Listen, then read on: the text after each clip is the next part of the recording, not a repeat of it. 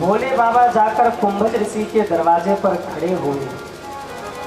कुंभज ऋषि ने देखा महादेव आए हैं, दौड़ करके चरणों में गिर पड़े। झरझर झरझर आंखों से आंसुओं की धारा बहने लगी। बाबा, यदि कोई कार्य था तो आपने हमें बुला लिया होता, आप स्वयं चलकर हमारे दरवाजे पर आए।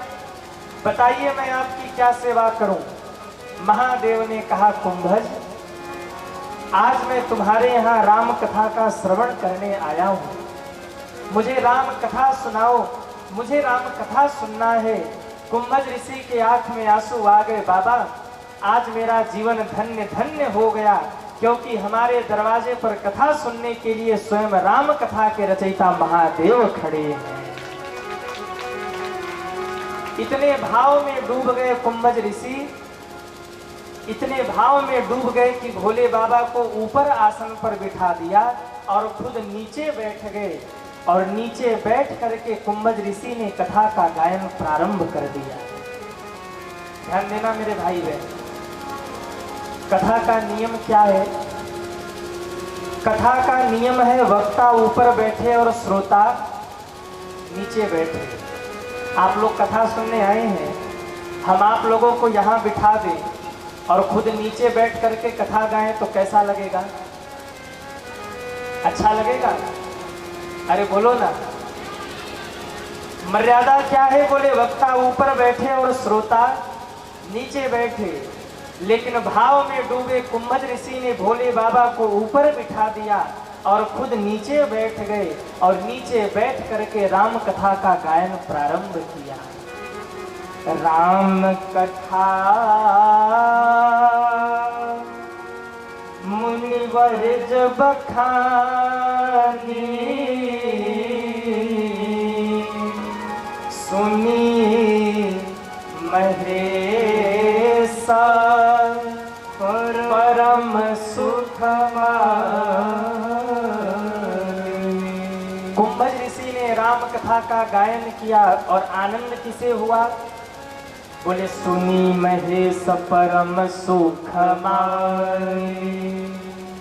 मेरे भोले बाबा ने सुना और भोले बाबा को बड़ा आनंद हुआ। आप कहेंगे कि महाराज जी, कथा सुनने तो दो लोग गए थे, शंकर जी और सती माँ, तो केवल भोले बाबा को आनंद हुआ, सती माँ को आनंद नहीं हुआ। ध्यान देना सज्जनों, आनंद तो उसी को होगा जो कथा का श्रवण करेगा। और कई बार ऐसा होता है ना कि हम तो कथा में बैठे होते हैं पर हमारा मन कथा में नहीं।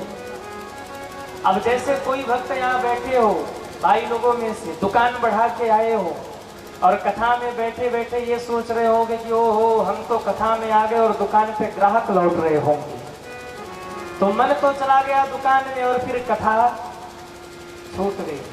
कोई नैया बैठी बैठी सोचे कि हम तो आ गए कथा में, घर में बहुरानी न जाने कौन सी सब्जी बनावे, तो मन तो चला गया बहू की सब्जी में और फिर कथा छूट गई।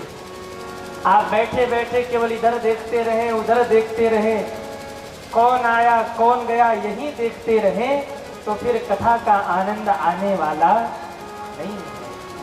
आनंद कब आएगा?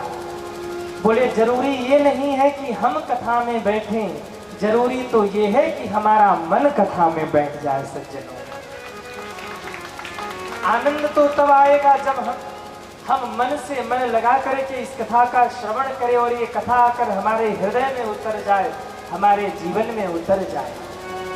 भोले बाबा तो बड़े आनंद के साथ कथा सुन रहे, लेकिन माता सती बैठी बैठी सोच रही हो देखो बाबा का, ये कुंभज बाबा हमको देखकर डर गए, हम ही को प्रणाम कर रहे, और जो हमको ही प्रणाम कर रहे वो हमको कथा क्या सुनाएंगे।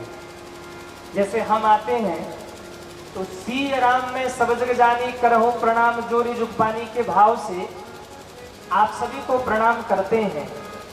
अब कोई भक्त यहाँ बैठे बैठे ये सोचता रहे कि देखो महाराज ने तो हमको ही प्रणाम किया, सी राम में सब जग जानी, करहु प्रणाम जोरी जुग पानी, तो ये शशिकांत महाराज हमको ही प्रणाम कर रहे हैं तो हमको कथा क्या सुनाएंगे। भेद बुद्धि जहाँ आई कथा छूट जाएगी। या कथा पंडाल में बैठे बैठे आप केवल ये सोचते रहे कि हम तो महाराज से अधिक जानते हैं। अरे हमने 21 बार रामायण का पाठ किया है, अर्थ सहित पढ़ा है, हमारे आगे कोई क्या सुनाएगा, तो ये कथा समझ में आने वाली नहीं है। सती माँ कथा में तो बैठी, पर यही सोच रही थी कि ये बाबा हमें कथा क्या सुनाएंगे, और परिणाम कथा में बैठ करके भी कथा को नहीं सुना। और बाबा कहते हैं, सुनी महेश परम सुख मानी। बाबा ने सुना, बाबा को बड़ा आनंद हुआ। गोस्वामी जी लिखते हैं, कहत सुनत रघुपति गुण गाथा, कहत सुनत रघुपति गुण गाथा, कछु दिन कहाँ रहे गिरिनाथा, कछु दिन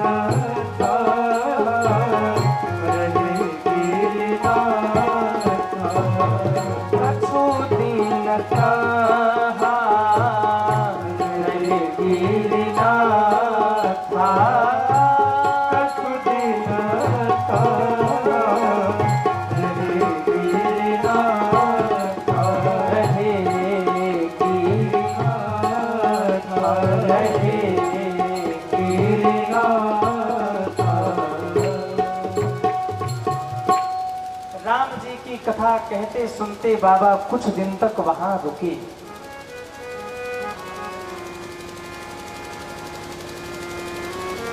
एक दिन महादेव ने कुंभज ऋषि से कहा, हे कुंभज, आप तो संत हैं, मैं एक गृहस्थी हूं, कहीं मेरे रहने से आपकी साधना में कोई कमी न हो, इसलिए मैं चलना चाहता हूं। कुंभज ऋषि हाथ जोड़ करके खड़े हो गए, महादेव, जाने वाले को कौन रोक सकता है और रुकने वाले को कौन भेज सकता है? हाँ? जिसने मन ही बना लिया हो जाने का, उसको कौन रोक सकता है, और जिसने रुकने का मन बना लिया हो उसको कौन भेज सकता है? घर में कई लोग आते हैं, रुकने का मन बना के आते हैं, हाँ, और महाराज वो 15 दिन 20 दिन रुक ही जाते, फिर घर वाले भी सोचते, हे भगवान कब ये जाएगा। और कई कई तो ऐसे खुरापाती होते हैं। मैं एक जगह कथा करने गया तो बड़ा हल्ला हो रहा था, ये सामान हटाओ, वो सामान हटाओ, ये सामान छिपाओ, वो सामान छिपाओ। तो हमने कहा, भाई क्या बात है? लोगों ने कहा, महाराज आज कथा का दूसरा दिन है, अभी भी फोन आया, एक श्रीमान जी भी आ रहे हैं। तो हमने कहा कि ये सब सामान वामान आप लोग क्यों हटा रहे हैं? बोले बड़ा खुरापाती आदमी है, आता है खाली हाथ, लेकिन जाता है तो पूरा घर ही समेट के ले जाता है, इसलिए वो आवे इसके पहले हम जरूरी सामान हटा दे रहे हैं। कहीं भी जाइए उतने ही समय रुकिए जितने समय में आपके रहने से सामने वाले को तकलीफ न हो। अब हम कथा करने जाते हैं, 7 दिन 9 दिन कथा करते हैं। अब 7 दिन 9 दिन में लोगों का भाव बन जाता है, लोग कहते हैं गुरु जी रुकिए, रुक जाइए, 2-4 दिन और रुकिए, कथा सुनाइए। लेकिन हमारी स्मृति में ये होता है कि उतना न रुका जाए जितने में किसी के ऊपर भार बन जाया जाए। हम कहते भैया अब आगामी कथा करनी, हमको विदा कीजिए, हमको जाना है। अब हम 7 दिन के लिए जाएं और 1 महीने ही कथा गाने लगे तो बताओ क्या हाल होगा। भोले बाबा ने कहा, हे कुंभज, मेरे रहने से आपकी साधना में कोई कमी न हो, इसलिए अब मुझे विदा कीजिए। कुंभज ऋषि से विदा लेकर बाबा चले।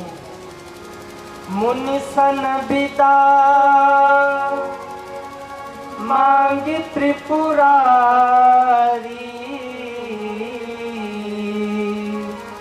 चले भवन संग दक्ष कुमारी।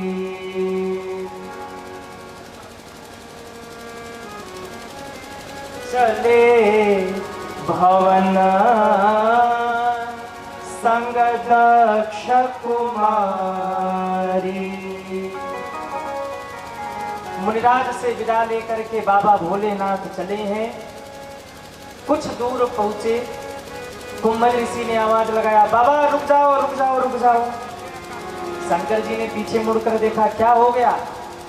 कुंभज ऋषि ने कहा, बाबा कुछ छूट गया। शंकर जी ने कहा, क्या छूट गया? त्रिशूल भी अपने साथ है, डमरू भी अपने साथ है, सती भी बगल में है, साप भिक्षु भी अपने साथ है, क्या छूट गया? कुंभज ऋषि ने कहा, बाबा रुकिए जरा आके बताते हैं। दौड़े दौड़े कुंभज ऋषि आए। भोले बाबा ने कहा, क्या छूट गया? कुंभज ऋषि ने कहा, बाबा एक बात बताइए, कथा हमने कही? बोले हाँ कही। बोले कथा आपने सुनी? बोले हाँ सुनी।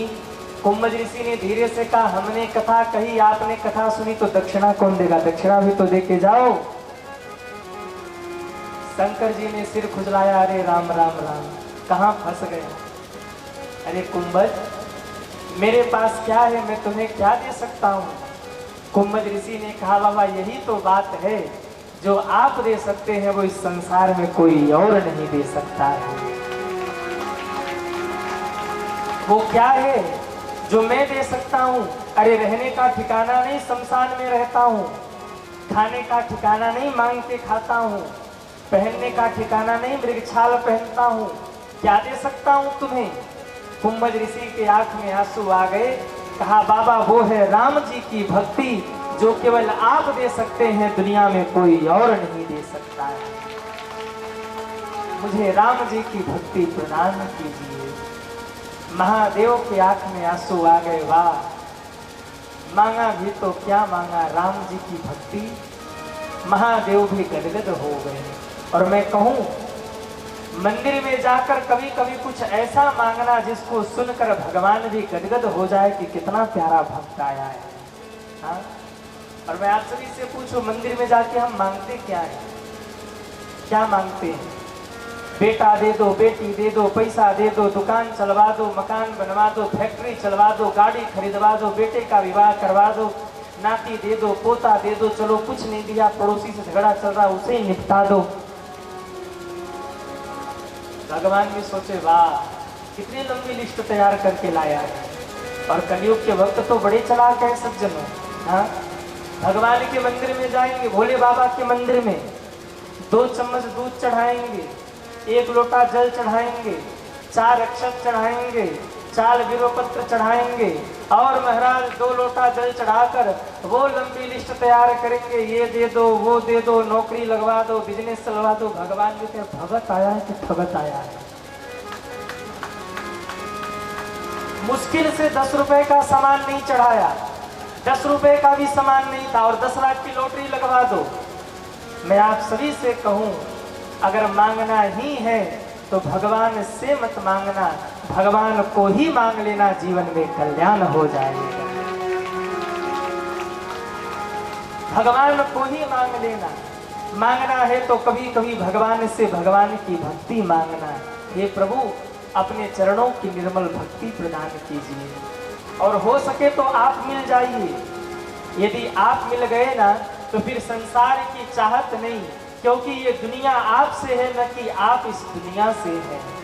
इसलिए मांगना है तो भगवान को मांगना है। भोले बाबा गदगद हो गए।